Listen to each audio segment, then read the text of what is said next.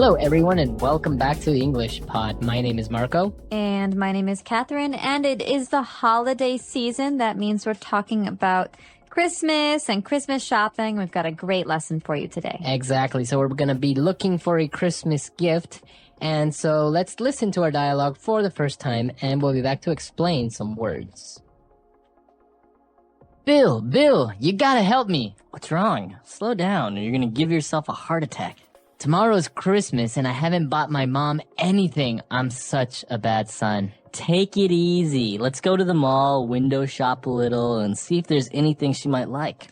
That's just it. I don't know what to get her. Last year I got her a ring that was 2 sizes too big and a pair of shoes 5 sizes too small. I suck at getting presents for people. That's where you're making a big mistake. You can't just guess people's likes or sizes, especially with clothes or jewelry. On top of that, I think that you should get your mom something that shows how much you love her. At the same time, you should show her that you took the time and effort to look for something that she would really like. Yeah, you're right. When it comes down to it, I can be pretty tacky. Yeah, tell me about it. I know. Your mom is trying to learn Spanish, right? Why don't you get her a gift certificate for this great website I saw called Spanish Pod? Now that's a great idea. All right, we're back. So now why don't we take a look at language takeaway? Language takeaway.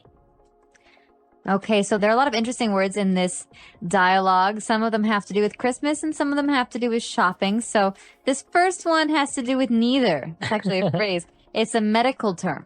Right. He talked about a heart attack. Okay, so you know what a heart is, but a heart attack is when there's no more blood going into your heart and your heart stops beating. Okay. Very, very dangerous situation. So the person actually said this because the other guy was like, Bill, you gotta help me. He was all very excited. So he's like, whoa, slow down or you're gonna give yourself a heart attack. So it's not literal, right? Yeah, it's not a real heart attack. He's saying, calm down. Calm down. Okay. All right. And well, he was very upset because he hadn't bought a gift. And he said, I suck at getting presents for people. I suck at getting presents for people. Well, suck is not a very polite word. My mom used to get angry at me when I used it. But it's a way to say that I'm very, very bad at doing something. Okay. Right. So I suck at playing tennis. All right. Or you could say, I suck at math. All right. But again, this is not something you should use on a test or in an essay because it's very spoken colloquial English. Right, exactly. And this other word is actually okay to use. And when you're talking about presents or you're talking about decorations, you say something is tacky. Okay, well, if you call something tacky, this is an adjective, so something is tacky, it's really a matter of opinion. Right. Okay, so I think this is tacky, but you don't. Maybe that's a problem. So let me give you an example of tacky. I think that clothing with lots of bows and glitter and shiny things are very tacky. Okay, so it's something that you don't really like or you think that is a little bit strange. That's right. So as you say, it's an opinion because you think that clothes with bows and teddy bears on it is tacky. Well, somebody else can think, no, it's cute. It's nice. Exactly. You can also describe things that people do as being tacky. So for example, he gave me a present, but he left the price on it. Oh, That's so tacky. Right, that is tacky. All right, so the word is tacky. And moving on, we talked about a gift certificate. You should get your mom a gift certificate. Well, a gift certificate is a very popular form of gift giving now. You know what a gift is, but a certificate is a piece of paper. Okay, so you could have a birth certificate, for example. It says when you were born, where you were born. But in this case, a gift certificate is a piece of paper that you give someone to say, you have this much money to spend at this store.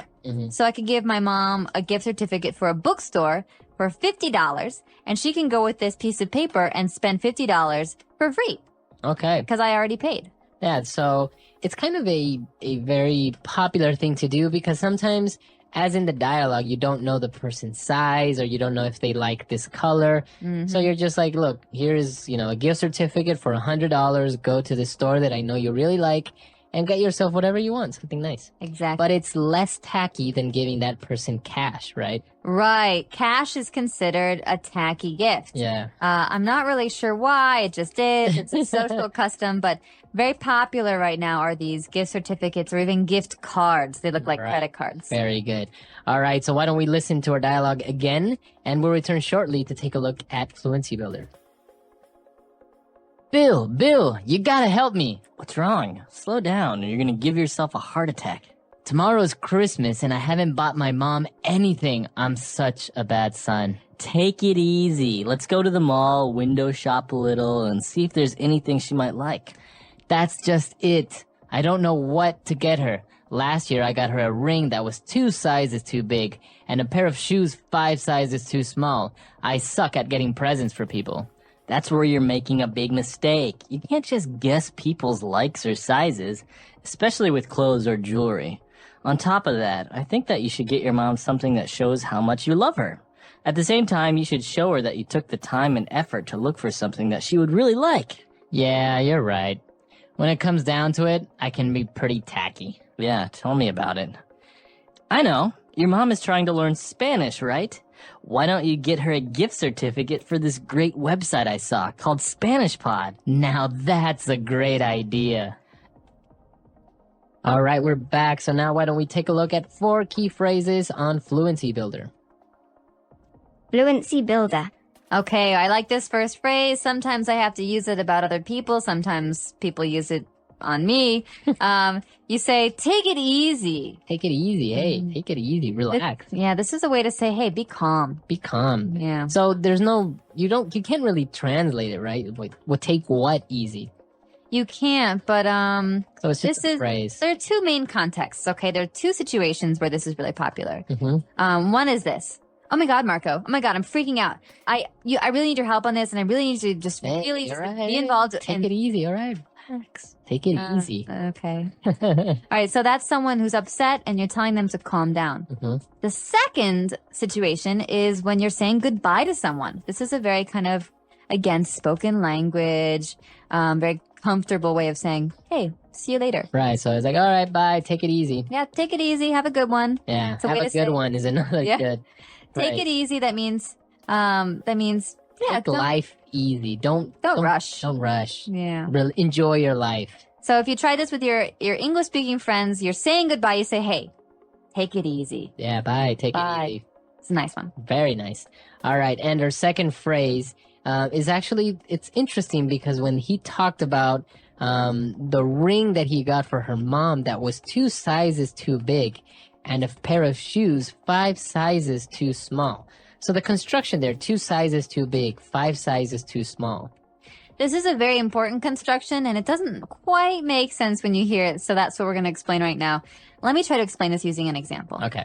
If I have a size 7 shoe, and my brother gives me a Christmas present of size 9 shoes, I say, Peter, these shoes are 2 sizes too big. Right. Okay, that's the number 2. 2 sizes, T-O-O, too big. That means they're too big for me by 2 sizes. Okay. Because the difference between 7 and 9 is 2. Right. But if he gives me a size 5 shoe, say, Peter, these shoes are 2 sizes too small.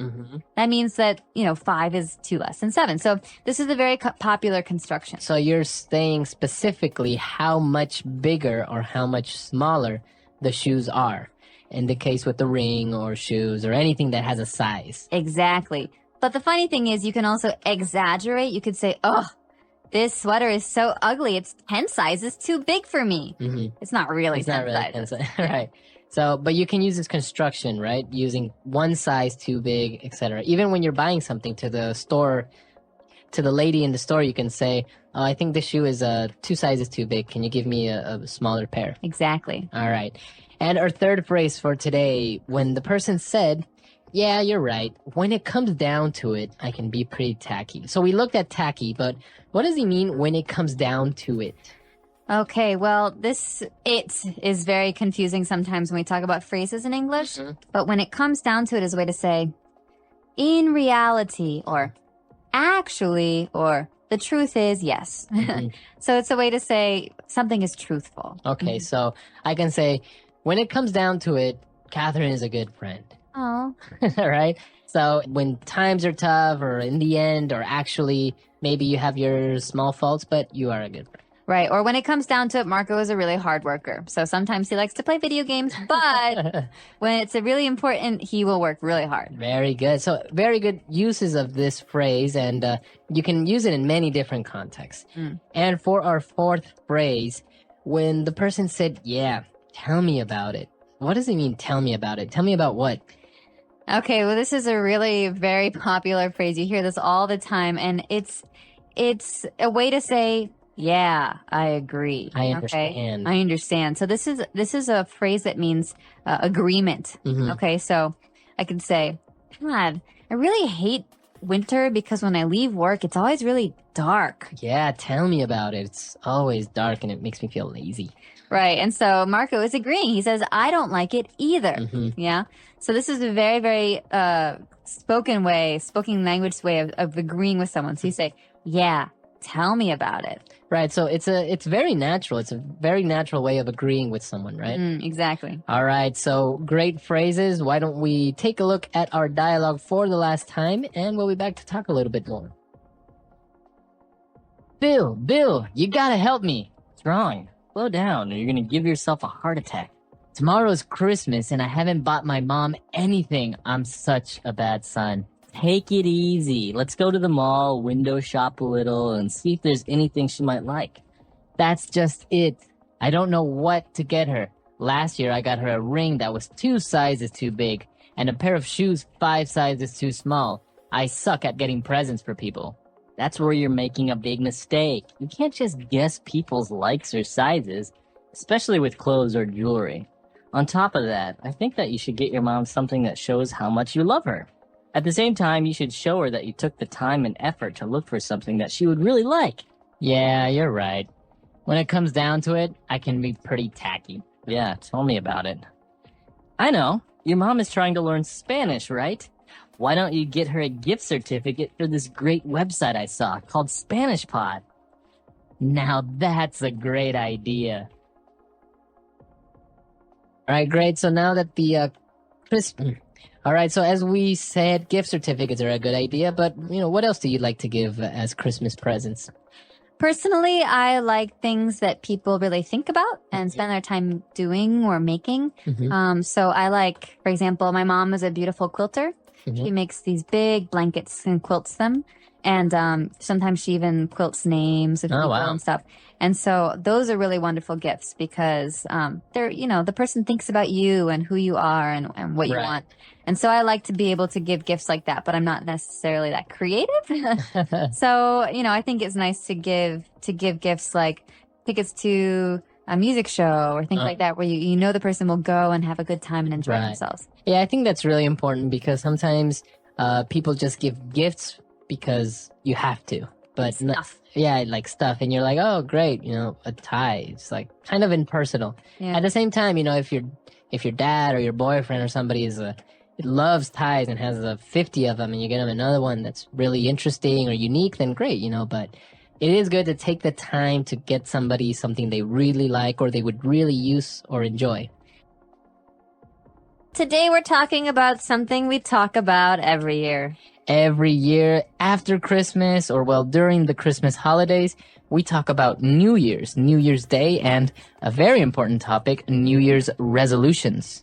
All right. So we're not going to preview anything today. It's all in the dialogue. But when we come back, we'll be talking more about what you hear and some of the great phrases you can use at the new year.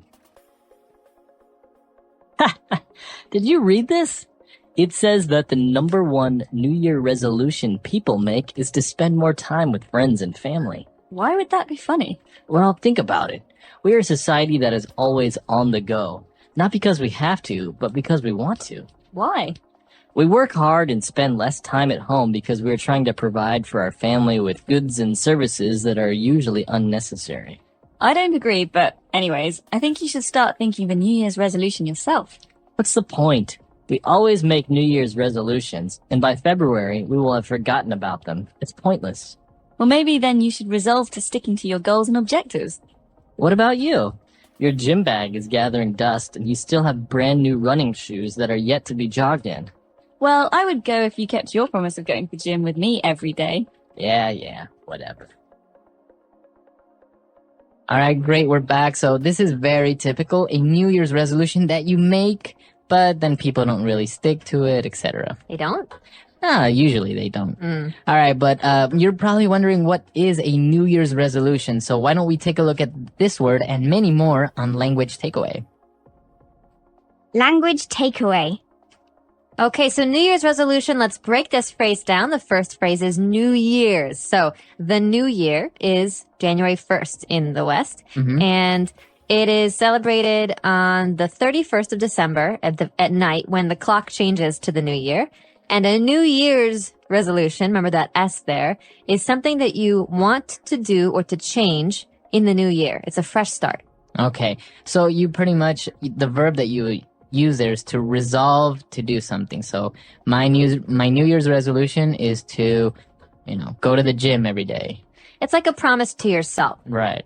So, and this is very common, right, among Americans. They try and, because it's a new year, it's a fresh start, so they want to start doing something great. Exactly. We can talk about this at the end, but a lot of companies try to use this to sell Americans stupid things. So we'll get there in a minute. But the two people in this dialogue are talking about the idea of spending more time with friends and family. And the other person says, well, sometimes it's hard to do that because you have to provide your family with goods and services. All right. This phrase goods and services is very common, especially in economics and sociology. So what does this mean? And they go together, right? So goods are tangible items, things that you buy, like food or, clothes, a TV, etc. Stuff. And services, of course, are other things like, for example, going to the doctor or the dentist or any other service you get. So service usually includes another person doing something for you. But you might not actually get something physical like a TV if you pay for it. Right. So goods and services, it's included in this phrase, always goods and services. Very good. And well, moving on, as we mentioned with the New Year's resolution, we had that verb there, to resolve. So what does it mean if I want to resolve? Okay, well, to resolve, as we said, is to decide or to promise yourself to do something. So it's a decision that you don't want to change your mind about. For example, this year, I've resolved to quit smoking. That means I've made a decision for myself and I'm going to do it. Okay, very good. It's very strong. And not to be confused with to solve, right? It has no real relation there, right? No, resolve to do something is to have a strong passion or interest in doing something for yourself or changing an action. Very good. And well, our last word for language takeaway is brand new. A brand new. Something that's brand new. Brand new. So buy a brand new car. Come down to Captain's Car Lot.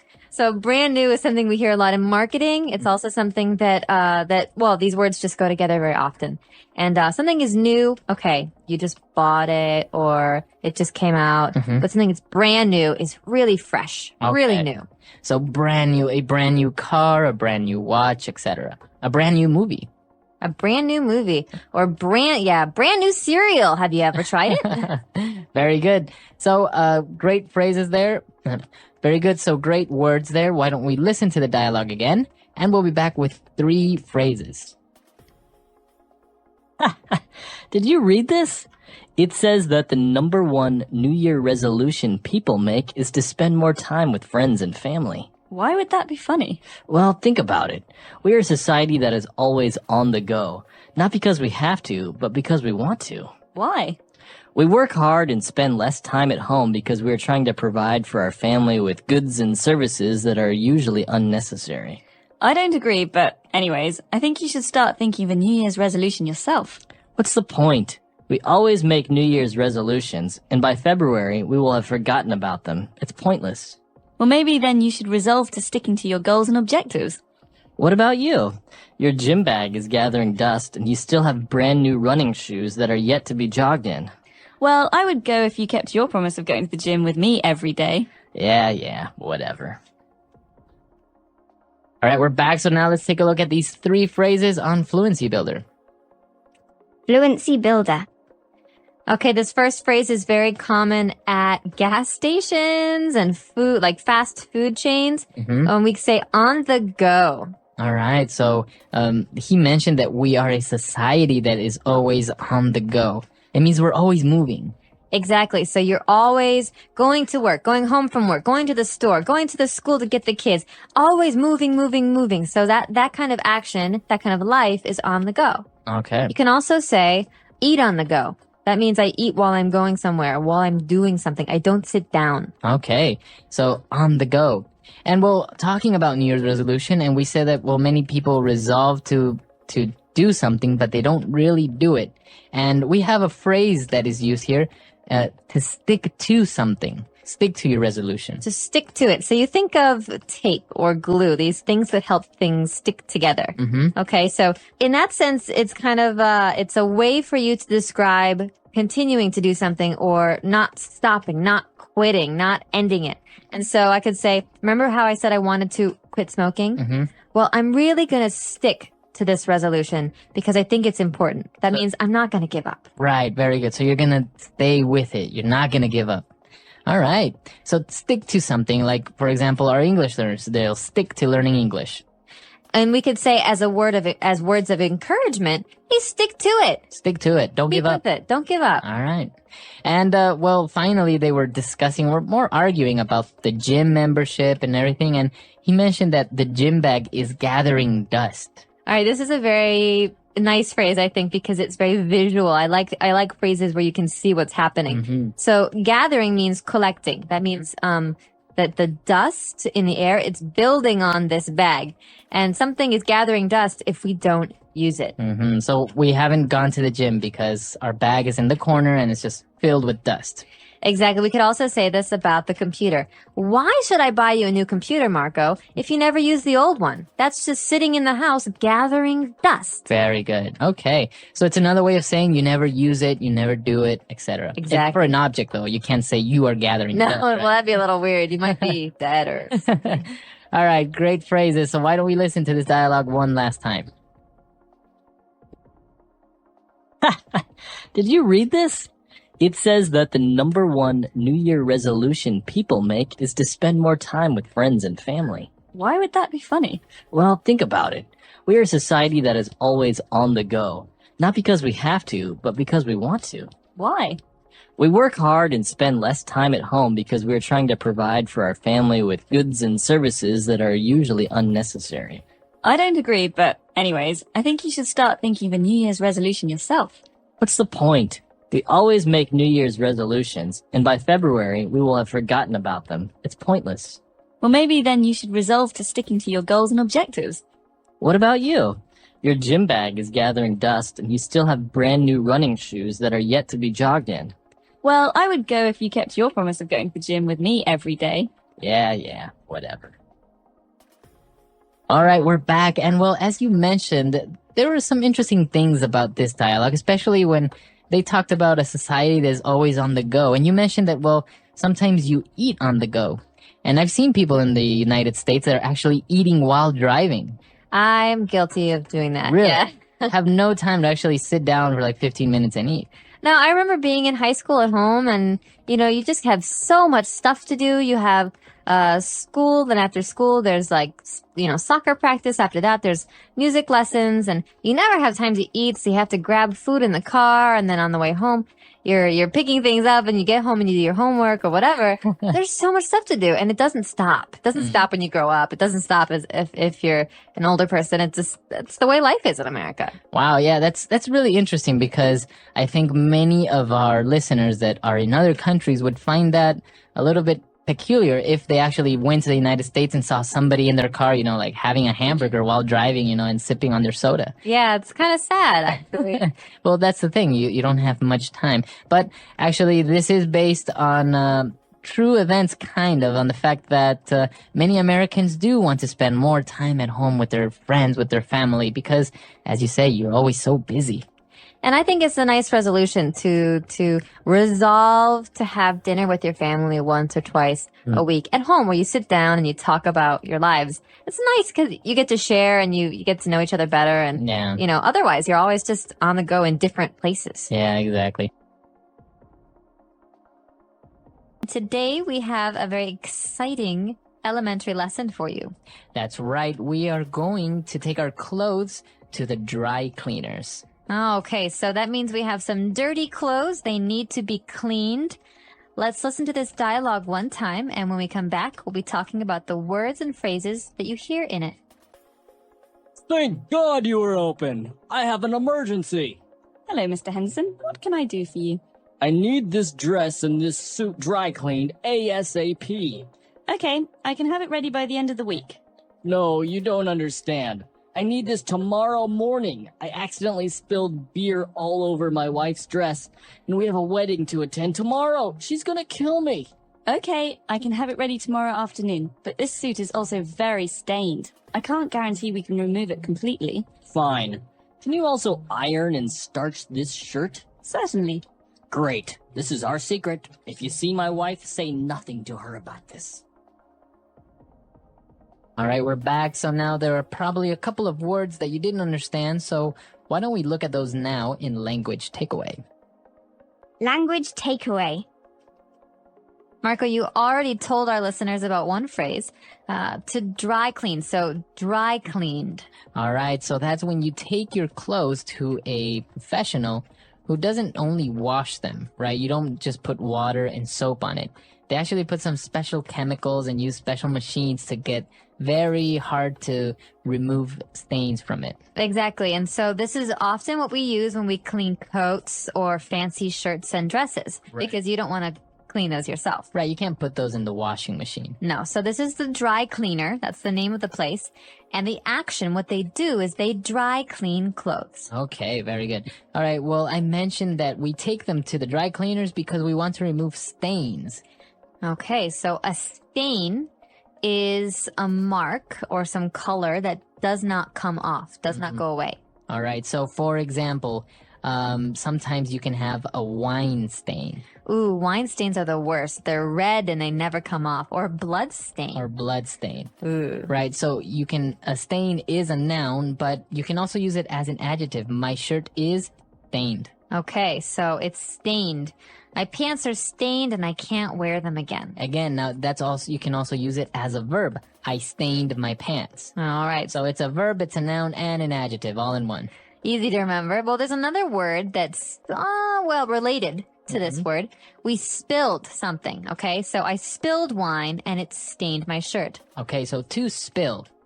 And that means that you took some liquid and you put it onto your clothes. Or you dropped it and it made a mess. Okay, right. So I spilled some milk. Okay, spilled. Now, it's pronounced differently from spell, right? That's right, It has spill. an I, spilled. All right, now our next word is also a noun and a verb, to iron. To iron means to make something flat with no lines, okay? To smooth it out. So we use an iron to iron. Exactly. It's so a metal electronic object. it gets very hot. So you wash your shirts, for example, and your shirts are wrinkled because you just washed them. So you need to iron them. That's right. And so you smooth them out, you flatten them with this object, an iron. Okay. And, well, usually, if you take them to the dry cleaners, they will iron them and also starch them. Okay, so to starch something means to use some powder or chemical to make something stiff or hard. So the noun or the chemical is also called starch. Exactly. So you think of a shirt with many buttons that a man wears to work. He has a collar around his neck, and that needs to be high and tall. It can't be flat and wrinkled. And so a dry cleaner will use starch to make sure that this stands up. Okay, very good. So those are 5 key words for the dialogue today. Let's listen to the dialogue again, and we'll be back with Fluency Builder. Thank God you were open. I have an emergency. Hello, Mr. Henderson. What can I do for you? I need this dress and this suit dry cleaned ASAP. Okay, I can have it ready by the end of the week. No, you don't understand. I need this tomorrow morning. I accidentally spilled beer all over my wife's dress, and we have a wedding to attend tomorrow. She's gonna kill me. Okay, I can have it ready tomorrow afternoon, but this suit is also very stained. I can't guarantee we can remove it completely. Fine. Can you also iron and starch this shirt? Certainly. Great. This is our secret. If you see my wife, say nothing to her about this. All right, we're back now, so let's take a look at Fluency Builder. Thank God. Thank God. All right, what is this phrase? Thank God.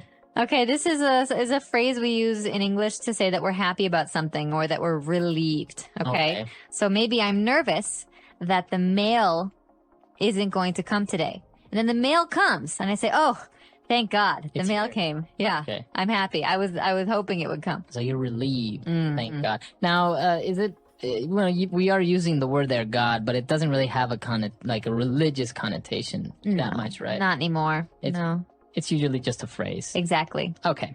Now, what about this acronym ASAP or ASAP? ASAP. So as soon as possible. Okay. It's an acronym. So the first letter comes from the word. It means as soon as possible, very quickly, right away. You always hear that in an office setting as well. I need those papers ASAP. I need those reports ASAP. Exactly. So you can say it either way, ASAP or ASAP, and it means immediately. Okay. And he said that he needed the suit ASAP, and he said, I can have it ready by the end of the week. Okay, so that might not be fast enough for the client, for the person here who has the stain, but the end of the week is a very, very useful phrase because it means that maybe today's Monday or Tuesday, by Friday or Saturday, we'll have this ready for you. Okay. Because we think of the end of the week as Friday, maybe Thursday, Friday. So I can say the end of the week, or the end of the day, Exactly, the end of the month. or the end of the year. Exactly. So the end of is usually The last. the last time. So Okay. thank goodness it's the end of the week. I'm ready for my weekend. Very good. Okay. So great phrases there as well. Let's listen to the dialogue for the last time. Thank God you were open. I have an emergency. Hello, Mr. Henderson. What can I do for you? I need this dress and this suit dry cleaned ASAP. Okay, I can have it ready by the end of the week. No, you don't understand. I need this tomorrow morning. I accidentally spilled beer all over my wife's dress, and we have a wedding to attend tomorrow. She's gonna kill me. Okay, I can have it ready tomorrow afternoon, but this suit is also very stained. I can't guarantee we can remove it completely. Fine. Can you also iron and starch this shirt? Certainly. Great. This is our secret. If you see my wife, say nothing to her about this. All right, we're back. So now, dry cleaning, ironing. Are you good at this, or do you get a lot of your clothes dry cleaned? I'm pretty good at this, actually. I don't like to wash clothes. I get really bored with the washing machine, but I actually really like ironing. Really? Yeah, I find it very relaxing. Really?